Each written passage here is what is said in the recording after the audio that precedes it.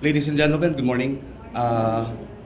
This briefing is for the purpose of the operational readiness and preparedness of our people in the field, most especially those who will be conducting operations and at the same time staying for Christmas and New Year season. Again, good morning. On orders of the Philippine National Police Officer in Charge, Police Lieutenant General Archie Francisco Gaboa, the entire 195 PNP strong is now on nationwide full alert for the entire holiday season until January 5, 2020. This alert condition ensures the readiness of PNP units to respond to contingencies and police emergencies that are perennially associated with the traditional observance of the Yuletide season, including the traditional exodus of people from the urban centers to the provinces, religious practices, festive atmosphere, and high economic activity. Command Memorandum Circular Pascuan 2019 thus addresses all these concerns. This operational plan employs what we call the Enhanced Managing Police Operations, or the EMPO, strategy that encompasses other operational campaigns on law enforcement and public safety, primarily internal security, considering that the local communist movement celebrates the founding anniversary of the Communist Party of the Philippines on December 26th, which is historically amplified in increased hostilities by the Communist New People's Army. Pascuan 2019 will also address law enforcement issues on illegal firecrackers and the dangerous practice of celebratory gunfire in the holiday revelry. On incidents involving injuries or death resulting from indiscriminate firing of guns, the one-strike policy will strictly apply to all police commanders and chiefs of police who will fail to take appropriate action to solve these cases within the span of 24 hours. Our ultimate target is to reduce the 33 incidents of indiscriminate firing and 12 cases of stray bullet injuries last year to zero this Christmas season.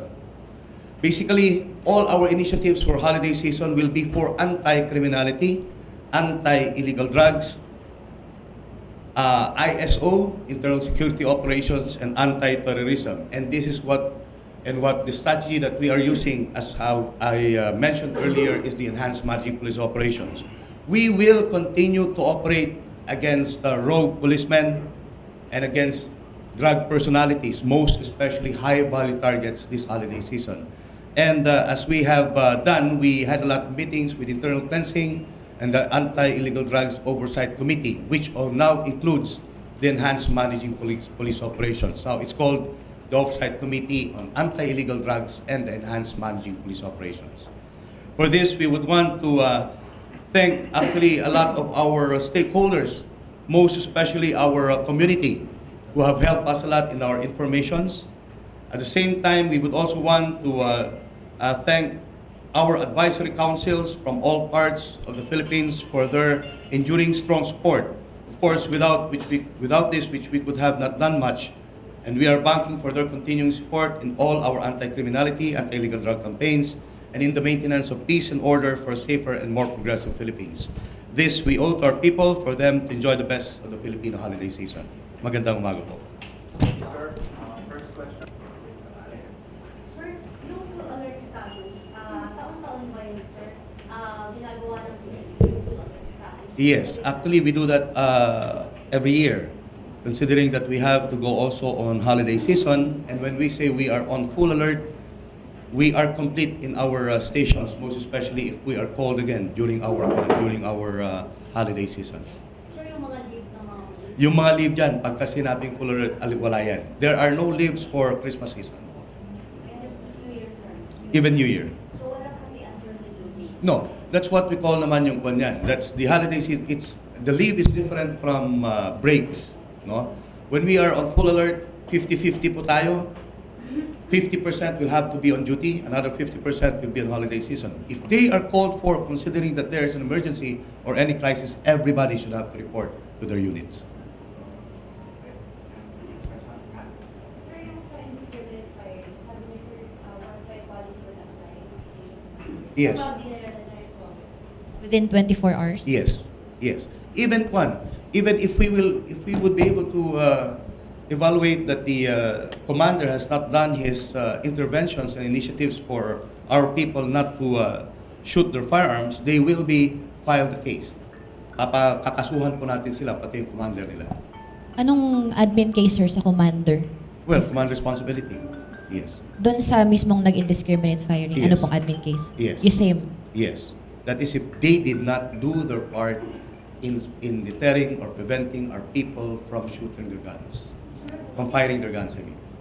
sir, magtitake pa kayo ng mga sabi ng panel ng mga... Well, we have no directive, but basically we will not do that anymore because we will give our trust to our people. Diba? Mahirap naman po na hindi natin pagkatiwalaan yung mga tao natin. Mas maganda nga, diba? During the previous years, walang muzzle taping, pero kukonti ang kwan. Wala nga yata last year or 2 years. For 2 years na, wala yatang pulis na maril or nagpaputok. Sir, may threat kayo na monitor, na nila, or any... None yet. None actually. But we will always be on alert. We will always, that's why we use our strategy, the enhanced managing police operations, because it's anti-criminality, it's anti-drugs, it's anti-insurgency, and anti-terrorism. Sir, paano dun sa mga NPA infested area? Parang nagsimula na sila the other day sa Eastern Samar, may pag-atake sila ginawa. Ano, sir, yung... Well, we are on full alert. Even neighboring towns and provinces are full alert. I have talked to some of our regional commanders already and told them to prepare to respond to any eventuality. Ibig sabihin, pag nandyan po yung mga RPSB, nandyan po yung mga station commanders natin, nandyan mga tao natin, they have to have teams that will be able to respond to any kind of incident. On the incident also of earthquakes, no, mga natural disasters, the Region 12 Director Corpus and Region 11 Director Escobar, I directed them yesterday to prepare teams and to reactivate their crisis incident management committees so that we would be able to resolve any kind of issue that will happen next, most especially in these natural disasters. Meron na po sila na preparar. Neighboring provinces were also directed to prepare their response teams so that they would be able to assist and help other regions and other provinces in this kind of incidents, yung lalo-lalo na yung mga earthquake. You mean, sir, meron po kayong assistance sa Mindanao sa katatapos lang din doon kahapon? Yes. Say for example, Padada, may bumagsak doon na 3-story building, di ba? Meron na po tayong response teams kaagad ng Padada, and they're working on it. The regional director was also directed to assist. They have response teams coming from Region 11 headquarters. Even Compostela Valley and other neighboring regions have been directed to prepare the response teams para hindi ho maghahanap pa, hindi ho pa manggagaling dito sa Luzon. Lahat po, Mindanao will have to be responded by their PNP in the area. Kasi dito rin, and up to now, we are still waiting for anything that may happen also. Malay natin kung dito rin po ang magiging susunod na insidente. Na sana wag naman. Sir, may mga police station na na-affect paano kung yung load sa region 11? Yes. Affected were actually buildings. Buildings of Padada, Magsaysay, Hagonoy. Yan yung mga affected, lalo na ang Padada, may bumagsak na mall doon sa building doon. And there are already reports. We are also giving this report through Viber to our SILG and to our to all other higher authorities. Yung Hagonoy at saka Magsaysay, bale bagsak na talaga yung building sila, and we're still evaluating. I actually directed the logistics officer of Region 11 to inspect all buildings, not only police buildings, police stations, but also buildings of civilians, commercial buildings. And if found not to be that strong already, kung mahina na po yung building, I told them to strongly recommend to the local government units to close down the buildings or the infrastructures. Yes. Balik lang ako dun sa anniversary ng NPA. Any security adjustment po sa mga NPA infested areas, and ano po ba yung mga dagdag po ba tayo mga idadagdag naman po pa considering na yung mga lugar talaga ay kailangan ng mga NPA. So baka mag-asikot naman po yung mga Yes, automatic. Kaya nga po, we have our security implementations, which is actually stated in our enhanced managing police operations. We have what you call the target hardening. Alam niyo naman po yun. Checkpoints, kung pwede, lagyan na accordion type gates yung mga pintuan nila. Kung pwede, meron silang mga early warning devices. The other one is border control. They should be able to know who's coming in and out of their area of responsibility. Number 3 is what you call yung social investigation. They should know who their friends are in the area. Dapat alam nila kung ilan ang tao sa isang bahay. Huwag ko tayong matulad na nangyari noong 2017 na January, inatake po yung isang stasyon, yung pala yung mga kalaban nasa bahay-bahay na. So dapat malaman po natin, it should be rigid. We need to know what's happening in our areas of responsibility. Then of course, you talk about community partnership, yung mga tao pong tutulong sa amin. Kayo, mga media, baka may malaman kayo na may mga planos na, pwede nyo na sabihin kagad sa amin. And of course, the proper deployment of our resources, most especially equipment and personnel. In man-made disasters, what we really do is that the response team should always be inside the affected areas. In would-be affected areas for natural disasters, most especially in earthquake areas, in flooded areas, karamihan po ng response team galing po sa labas. That's why nga ho, yung mga nandyan po sa earthquake, ang tumutulong po sa kanila ay mga tagalabas. Kunwari, sabihin natin dun sa Region 11, kung sa Magsaysay, ang tumutulong po sa kanila yung mga neighboring provinces nila. Say, for example, also Makilala. Ganun din po ang nangyayari. That's why we are trying to teach our people to know what to do in case of any kind of crisis, may it be man-made or natural, so that we would easily be able to know the needs of our people. Sir, yung one-strike policy dun sa indiscriminate firing, di ba yung mga commanders supposed to be, should do their part Yes. before? Will it apply to cases ng NPA attacks? Well, of course, that holds. Though hindi po nasabi ng OIC natin, pero alam po ng OIC natin, yan din po alam niya na every time we are hit by the NPAs, we should be prepared.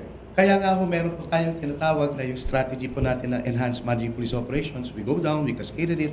We should know what we should do in case we are attacked by our enemies. Magkaiba naman siguro pagka kukonti lang talaga tao, tapos lalo na nasa earthquake areas, we would be able to consider, of course, our people going on the rescue, and we will have to deploy additional forces in these areas to help them in the relief, search, and rescue, and at the same time with regard to peace and order. Tutulong din po sila sa lahat ng ating mga kapulisan when it comes to insurgency operations. That's why the directive actually to our commanders in the field, most especially with regard to operations, is for them to prepare themselves for any kind of eventuality, have a response team that will be able to respond to any kind of incident or need of the community, and always be on alert. The enhanced managing police operations strategies states it all. That's why we give out leaflets on how they would be able to do the enhanced managing police operations. But kung titignan nyo po, marami na po tayong ginagawang simulation exercises. And this is part of our EMPO. We also have a lot of contingency planning, and we basically challenged our strategy so that it will be further enhanced. And how do you plan to launch your crackdown against high-value targets and those in uniform during the Christmas and New Year? Well, pinag-usapan na po namin yan kanina. We talked about it a while back with our internal cleansing committee, and I'm just sorry to say, I could not say how we will do it, but we will have to do it this holiday season. Bahala na po yung IMEG and PIDEG. Of course, our NSUs, our regions are supportive of the IMEG and PIDEG. Isa pa, no, we have already given the number and the names of those in the high-value targets have been given to the regional directors, and they know this. We will be having a results-based workshop, first things first, next year, so that we would be able to know what they have done so far with 2019. Thank you, sir. Sir, sorry.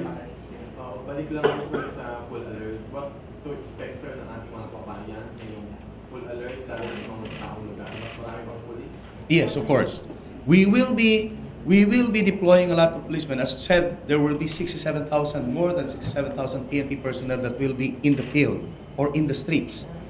Kaya nga ho, nandyan naman po ang ating 117, nandyan po ang PNP text. Kung may mga problema po, bigay nyo po, i-text nyo po kaagad, and we expect that our response teams would be able to respond in a matter of minutes.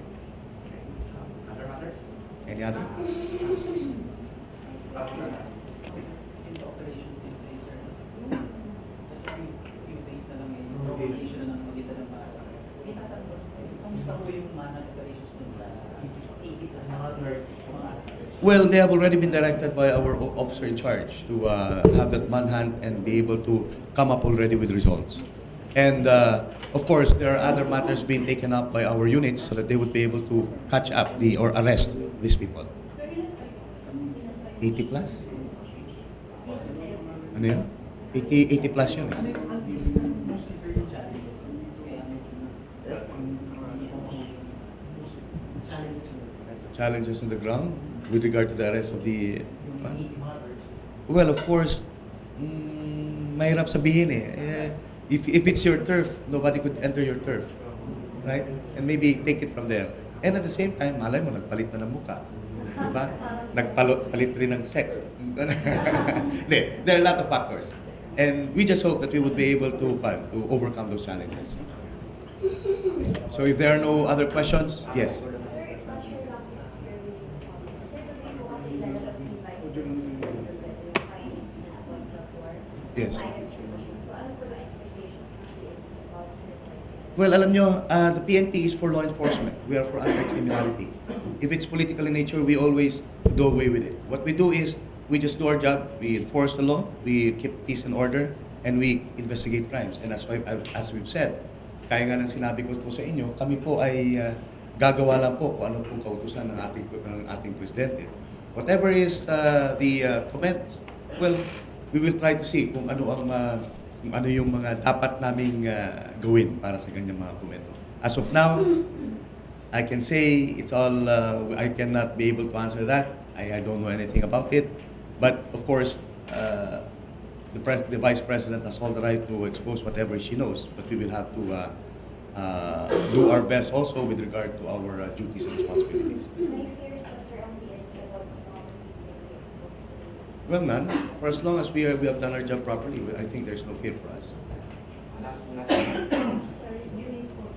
Sir, dun po sa Simbang Gabi Alert, napansin ko po doon sa press release, parang Luzon and Visayas lang nakapulo alert. Ba't sa aming tanong kasi may mga Roman Catholic din po. Dahil siguro martial law pa rin hanggang ngayon. But anyway, it's a good comment. PIO will have to relay it to Mindanao. Sasabihan po namin ng DO, sasabihan po namin mga tao sa field na to prepare also, especially Mindanao. Okay? Thank you very much. Thank you very much. Maraming salamat po sa inyo.